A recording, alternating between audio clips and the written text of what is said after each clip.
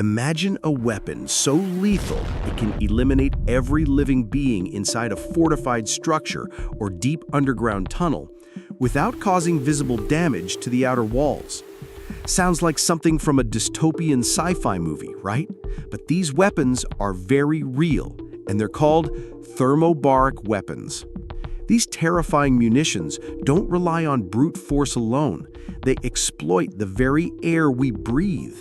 Designed to cause maximum destruction in enclosed spaces, thermobaric devices are engineered to reach areas traditional explosives can't, around corners, inside bunkers, or behind reinforced barriers. They don't just kill with force, they kill with science. Now, brace yourself. There exists a thermobaric bomb purportedly more devastating than some of the most powerful tactical nuclear weapons ever developed by the United States. It's a claim that has shaken military analysts for years. At first glance, it's hard to believe that such weapons even function, but the basic principle behind them is surprisingly straightforward. Traditional bombs depend on built-in oxidizers to trigger a blast. Their power is confined by the composition, density, and volume of those chemicals and how far the target is from the explosion. But thermobaric devices use a radically different approach.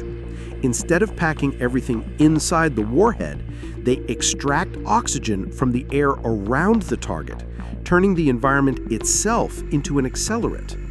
This process flips conventional explosive engineering on its head. You might hear them called fuel-air bombs, aerosol explosives, or vacuum bombs, all referring to the same core concept. To qualify as a thermobaric weapon, the system must initiate a two-stage detonation. The first burst disperses a cloud of highly flammable aerosolized fuel. And no, this isn't your everyday gasoline. It's often a finely powdered metal or hydrocarbon-based slurry engineered for extreme reactivity. Once the fuel is suspended in the air and mixed thoroughly with ambient oxygen, the second charge ignites the cloud. What happens next is a firestorm. The explosion doesn't just burn, it consumes the oxygen in the blast zone, creating a crushing vacuum. More oxygen rushes in from outside the area, intensifying the pressure wave and generating a blast capable of turning lungs into mush and collapsing organs from within. This is why thermobaric weapons are particularly dangerous in urban, mountain hideouts, or enclosed compounds. The shockwave bypasses doors, trenches, tunnels, and barricades, rendering traditional defenses almost useless.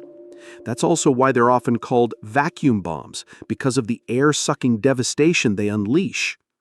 The use of such weapons is hotly debated in the international community. Their indiscriminate and sheer lethality raise ethical concerns, especially when civilian populations are nearby. Once launched, there's no way to steer or restrain the damage. Many experts argue they should be restricted or banned entirely. So, who's building and using these horrifying weapons?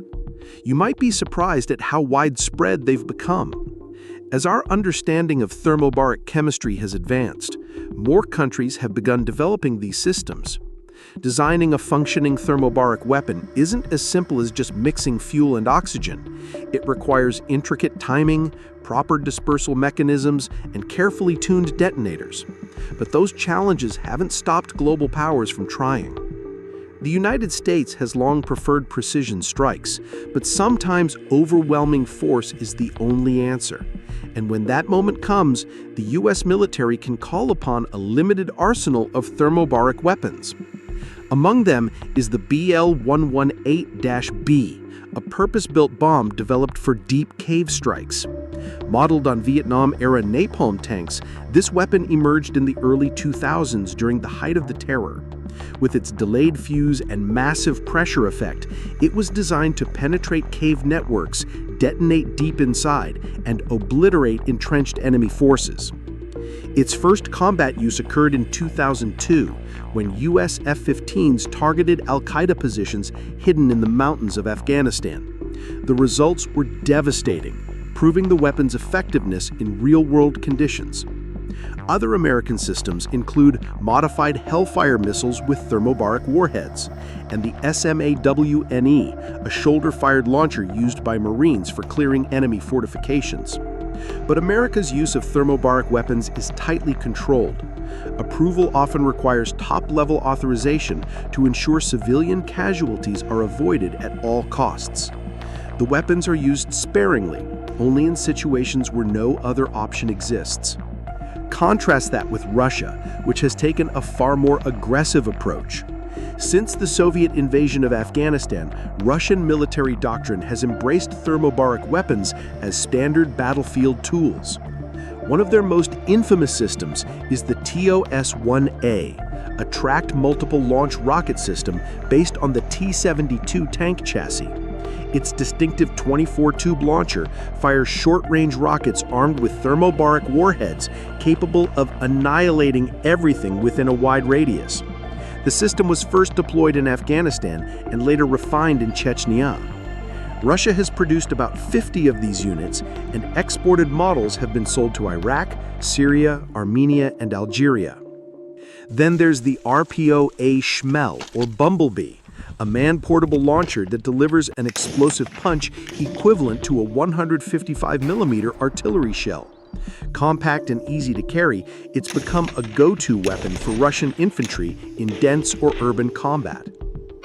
The Shmel has seen widespread use in nearly every modern Russian conflict: Chechnya, Georgia, Syria, and most recently, Ukraine. Reports from the front lines suggest these weapons are now used not just against military targets, but also against civilian infrastructure, often with horrifying results. In Ukraine, Russian aircraft have routinely dropped ODAB-500 bombs, another thermobaric design, on towns and shelters. These bombs were developed in the late 19th century and are now one of Russia's most common air-delivered fuel-air explosives. But Ukraine isn't defenseless. Their military has reportedly deployed RGT-27S thermobaric grenades, small but deadly munitions often dropped from drones onto Russian vehicles. Though less known, these grenades showcase how thermobaric technology has shrunk from massive bombs to handheld devastation. That transformation from massive rockets to portable explosives didn't happen overnight. Some claim the roots of thermobaric research go back to Nazi Germany, where scientists may have dabbled with primitive fuel-air concepts. But aside from vague testimonies and grainy photos, there's a little concrete proof. The first verified thermobaric weapon came from the US during the Vietnam War. The CBU-55 was designed to solve a pressing issue: how to collapse underground Viet Cong tunnel networks when even massive B-52 strikes failed. It was tested in 1971 and 1972, showing promise in combat environments. But full-scale adoption never materialized, as the US withdrew its combat forces from Vietnam soon after. The Soviet Union, meanwhile, was developing its own thermobaric arsenal. By the late 1980s, the TOS-1 and Shmel were both operational. After successful use in Afghanistan, Russia dramatically expanded its thermobaric capabilities, eventually producing more variations than any other nation. The strategy was simple: compensate for poor troop morale and weak infantry training with overwhelming firepower. Thermobaric weapons would clear enemy strongholds, and conscript troops would move in afterwards to finish the job. It was brutal, but effective, especially in places like Grozny during the Chechen Wars. That same strategy hasn't translated well to Ukraine. Russia's reluctance to fly close to front lines, combined with Ukraine's superior artillery and counter-battery systems, has made deploying TOS units incredibly risky. Often they're destroyed within minutes of firing. Still, President Putin claims Russia has an ace up its sleeve: the so-called father of all bombs, an experimental thermobaric device designed to dwarf anything in the American arsenal.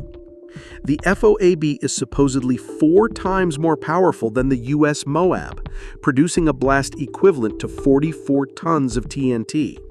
Russian officials say they achieved this using nanotechnology to reduce the bomb's weight while increasing heat and overpressure. but don't believe the hype. Footage released by the Kremlin shows a massive detonation, but military analysts remain deeply skeptical. The delivery method, lack of follow-up tests, and absence of battlefield deployment suggest the FOAB may be more propaganda than weapon. If it really worked and Russia had it, it likely would have been used in Ukraine by now. Until then, the father of all bombs remains a mystery, an explosive claim wrapped in doubt. For now,